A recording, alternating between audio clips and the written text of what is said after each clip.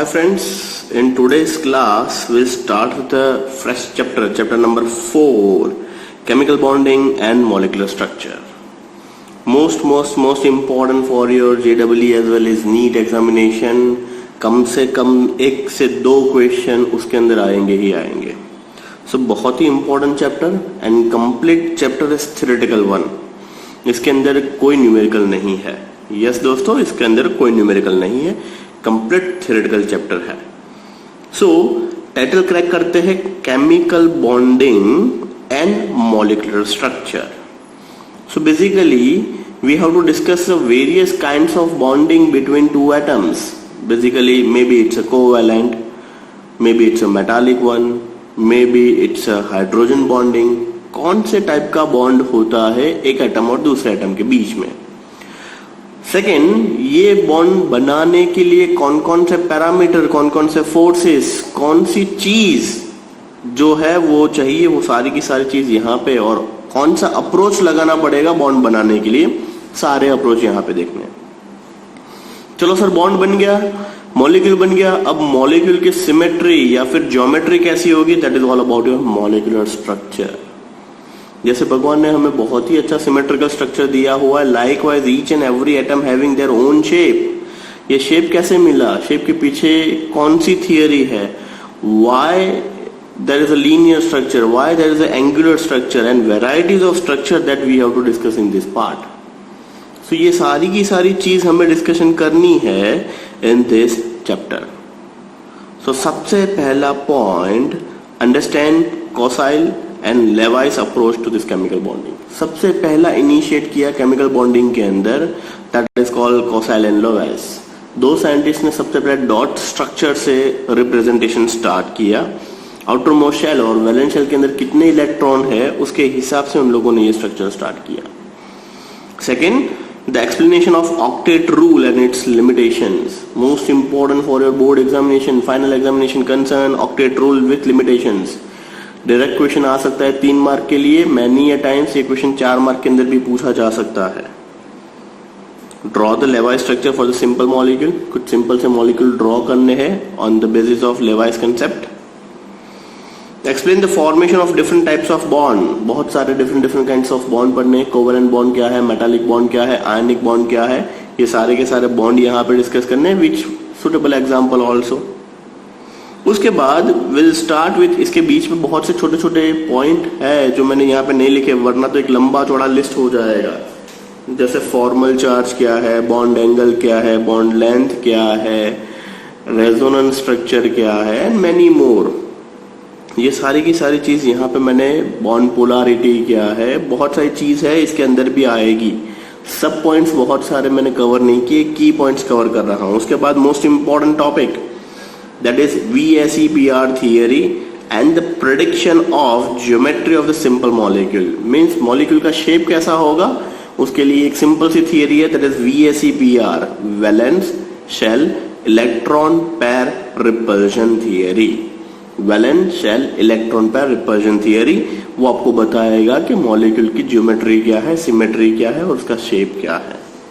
उसके बाद explain the valence bond approach, VB theory, shortcut VB theory, that is valence bond approach for the covalent compounds. Covalent compound के लिए most important theory valence bond theory. Then prediction of properties of covalent bond. कुछ properties यहाँ पे मैं discussion करनी है covalent bond के लिए. Then explain the different types of hybridization involving sp and d orbital. Draw the shape of the simple covalent molecule. तो simple covalent molecule के आपको hybridizations बताना है. Hybridization is all about directly deals with the geometry or the symmetry. Next, describe the molecular orbital theory, that is the final theory of chemical bonding. Molecular orbital theory, MO diagrams draw करने हैं. 3 mark के अंदर या फिर 4 mark के अंदर ammo diagrams आ सकते हैं. बहुत ही इंपॉर्टेंट है फाइनल एग्जामिनेशन के लिए और क्लास टेस्ट के लिए भी. एंड लास्ट टॉपिक, छोटा सा concept, what actually means by hydrogen bonding. And hydrogen bonding is subdivided into 2 part, intermolecular hydrogen bonding and intramolecular hydrogen bonding. In short this chapter is pretty lengthy, थोड़ा सा लंबा chapter है, सारे के सारे theoretical aspect है. तो साथ साथ में ही प्रिपेयर करते जाइएगा, तो लास्ट में पाइलअप ना हो जाए। Fine, so this is all about your synopsis of this chapter. Now we move on to this first topic, that is understand the Koszyle-Lewis approach of the chemical bonding. So let's start with the chapter number 4, chemical bonding and molecular structure. The attractive force that binds atom together in a molecule is called chemical bond. तो सबसे पहले title correct फिर से करेंगे. What actually means by chemical bond? The attractive force that binds the atom together in a molecule is called chemical bond. It is formed either by transfer of electron or by sharing of electron. So chemical bond generally transfer of electron या फिर sharing of electron से बनते हैं. Now we'll start the first approach, Koszyle-Lewis approach. In the formation of chemical bond, only the outermost electron is participating in this electron are called as valence electron. Now onwards through the chapter हम लोग valence electron word बहुत ज्यादा use करने वाले, तो अभी से समझ लीजिए outermost shell के इलेक्ट्रॉन को बोला जाता है valence electron. outermost shell का मतलब क्या हो रहा है? Let's take example sodium. तो sodium is 11 number, तो can I write sodium as 281? So if we can write sodium as 281, तो 1 जो है that is called as outermost shell electron, that is entitled as valence electron. Likewise in chlorine number is 17, that is 287. So how many valence shell electron are there in chlorine? That is called 7 valence shell electron. So outermost shell or outermost orbit electrons are entitled as valence shell electron. The inner electron are well protected and they are called core electron. So जो inner shell का मतलब क्या होगा? They are really very close to this nucleus one. So in case of sodium, 2 is really very core electron, then 8. So that is 2 and 8 are known as core electron and valence electron is 1 in case of sodium. So G. N. Lewis, an American chemist, introduced a simple notation that is entitled as Lewis symbols to represent the valence shell electron of an atom. J. N. Lewis and Koszyle studied the electronic configuration of this noble gas, observed that the inertness of noble gas is due to their complete octet or duplet in case of helium, which has 2 electrons, and its last for the giving the generalized way to the statement. कहने का intention, why noble gases are known as inert electron? Just because their electronic configuration को अच्छे से पढ़ा तो पता चला कि there each and every subshell are fulfilled. Chapter number 2 के एंड में ही हमने इलेक्ट्रॉनिक कन्फिगुरेशन देखा था. हीलियम, नियॉन, आर्गन, क्रिप्टॉन, ज़ेडॉन, रेडॉन, ये सारे के सारे शब्द के अंदर each and every subshell having 2 electron, सभी के अंदर दो इलेक्ट्रॉन है and they have a fulfill electronic configuration. So that's why they are entitled as a noble gas or inert gas configuration. So the definition: the atom of different element combine with each other in order to complete their octet or duplet. Duplet कौन complete करेगा? Carbon से नीचे वाले family member. Carbon से नीचे कौन कौन से फैमिली मेंबर आएंगे? Hydrogen, lithium, beryllium and boron. Boron भी इंक्लूड हो जाएगा. They cannot complete their octet and due to this they complete their duplets to attain the stable electronic configuration. So each and every atom try to get 8 electron in outermost shell, that is called octet rule. Each and every species wants to gain 8 electron in outermost shell, that is called octet rule. तो ये octet rule बता रहा है. As for example, sodium की electron configuration में देखोगे तो outermost shell के अंदर कितने इलेक्ट्रॉन है? 1. So sodium always wants to release 1 electron, that's why sodium having +1 charge. Opposite to that, chlorine always hunting for 1 electron, gaining for 1 electron. So the chlorine always having -1 charge, and due to this Na plus and Cl minus is formed, and that is ionic in nature. NaCl is formed. So the Lewis symbol of chlorine are informative. It gives the valence electron and either equal to the number of dots across the equal to 8 minus number of dots. अब Lewis symbol है क्या? Lewis symbol is the simplest way to represent electronic configuration. Means valence shell के अंदर जितने भी electron हो उतने dot कर लीजिए. Once again, valence shell के अंदर जितने भी इलेक्ट्रॉन हो उतने डॉट कर लीजिए. So let's start with this first line. Lithium number 3, तो हम कैसे लिखेंगे 2,1, so that's why it's a 1 dot. Beryllium 2,2, so that's why it's a 2 dot. Boron 2,3, तो 1, 2, 3 dot. Then carbon 2,4, 4 dot. Nitrogen 2,5, oxygen 2,6, fluorine 2,7 and finally 2,8 means octet complete हो चुका है. जैसे ही octet complete हो जाएगा that is entitled as a noble gas और inert electron. अब second line की तरफ चलते हैं. लिथियम के नीचे आएगा सोडियम वंस अगेन. अब सोडियम के केस के अंदर क्या होगा 281, तो बेसिकली वैलेंस शेल में कितने इलेक्ट्रॉन हुए 1, तो इसलिए सोडियम पे 1 dot. Magnesium 282, 2 dot. Aluminium 3, silicon 4, phosphorus 5, sulphur 6, chlorine 7, once again argon complete electron and due to this once again a noble gas or inert gas configuration. So here in case what actually means by Lewis symbol? Lewis symbol is really very easy. Valence shell के अंदर जितने भी electron हो उतने dot कर लीजिए, वो बन जाएगा आपके Lewis dot structure. 1 marker question के अंदर पूछ सकते हैं draw the Lewis dot structure of boron, phosphorus, oxygen. तो आपको सिंपल बोरोन 3 डॉट बताने हैं, फास्फोरस 5 डॉट्स बताने हैं, ऑक्सीजन 6 डॉट बताने हैं. मीन्स वैलेंस शेल के अंदर जितने इलेक्ट्रॉन उतने डॉट दिखाने हैं.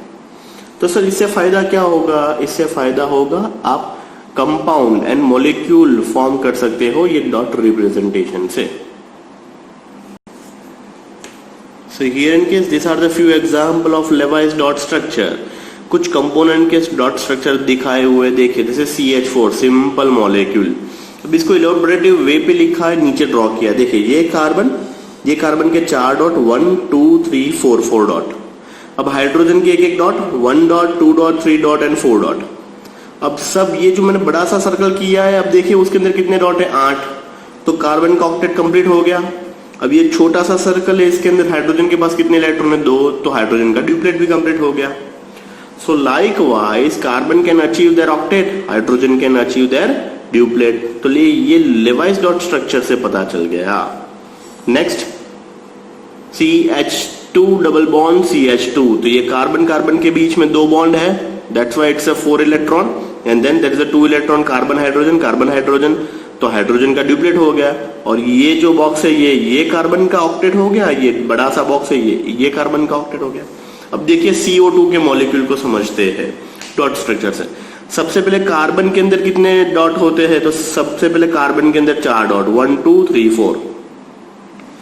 सो कार्बन का लेवाइस डॉट स्ट्रक्चर मैंने सेंटर में ड्रॉ किया है. ऑक्सीजन के अंदर कितने इलेक्ट्रॉन होंगे सर? तो 6 इलेक्ट्रॉन, 2, 4, 6 इलेक्ट्रॉन. यहां पे भी सेम 2, 4, 6 इलेक्ट्रॉन. अब देखिए बॉन्डिंग फॉर्मेशन किस हिसाब से होगी. ये कार्बन को अगर उसका ऑक्टेट कंप्लीट करना है तो ये 2 इलेक्ट्रॉन इसके साथ शेयर करेगा, ये 2 इलेक्ट्रॉन इसके साथ शेयर करेगा, तो ये हो गया आपका कार्बन का ऑक्टेट कंप्लीटेड. देखिए कार्बन के 8 इलेक्ट्रॉन हो गए. अब ऑक्सीजन की बात करें, ऑक्सीजन के पास 6 इलेक्ट्रॉन थे, तो वो 2 इलेक्ट्रॉन ये कार्बन से लेगा, तो ये हो गया ऑक्सीजन का ऑक्टेट कंप्लीट. दूसरा सेम यहां पे भी ऐसा ही होगा, ये इसके साथ भी शेयर करेगा, तो ये हो गया ऑक्सीजन का octet complete. So now oxygen having 8 electron, carbon having 8 electron, another oxygen having 8 electron, and due to this we get the structure of CO2 like this. So Kossel Lewis का end क्या है? Kossel Lewis dot structure representation से molecule का भी representation कर सकते हैं. But आप सभी को पता है हिस्ट्री, इनिशियल जो भी साइंटिस्ट इनिशिएट करता है there is so much disadvantage of this. So this is also the beginning of this chapter. बहुत सारी और भी थियरियां है.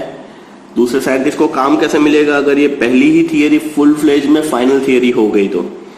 सो next is all about limitations of Kossel Lewis structure. Kossel Lewis structure के अंदर ऑक्टेट रूल किसी का फॉलो हो रहा है, किसी का ड्यूप्लेट हो रहा है. बहुत सारे और भी एग्जाम्पल है जहां पे ऑक्टेट कंप्लीट नहीं भी हो रहा है, और बहुत सारे और भी एग्जाम्पल है जहां पे एक्सपांशन ऑफ ऑक्टेट 8 से ज्यादा इलेक्ट्रॉन मीन्स 10 and 12 इलेक्ट्रॉन भी फिजिबल है, फिर भी वो बहुत ही ज्यादा स्टेबल कंपाउंड है. So yes, this is all about your limitations of Kosail Lewis structure. So this is all about our first point, that is Kosail Lewis structure. अभी हम मोस्ट इंपॉर्टेंट पार्ट स्टार्ट करते हैं, octet rule. So the conclusion of Kosaleva structure is octet rule. Octet rule क्या show कर रहा है? This rule was proposed by Lewis and Kossel. According to this rule, atom undergo a chemical reaction. Atom undergo in a chemical reaction in order to attain octet of these electrons in the valence shell. According to this rule, atom undergo chemical reaction in order to attain octet of electron in valence shell. Means valence shell के अंदर उसके 8 electron हो जाए, ऐसे chemical reactions वो participate करेगा. और atoms contain 8 electrons in their valence shell are stable. और जिस valence shell के अंदर 8 इलेक्ट्रॉन हो जाएंगे वो stable हो जाएगा. To attain octet, they share electron or exchange the electron. और ऑक्टेन अचीव करने के लिए आइदर वो शेयर करेंगे या फिर एक्सचेंज भी कर सकते हैं electron. So this is all about your conclusion of first point, that is Kossel Lewis structure. Next session में हम स्टार्ट करेंगे what actually means by ionic bond, और NaCl का एग्जांपल लेके हम पूरा का पूरा आयनिक बॉन्ड डिस्कशन करेंगे. So this is all about your introductory and first point of chapter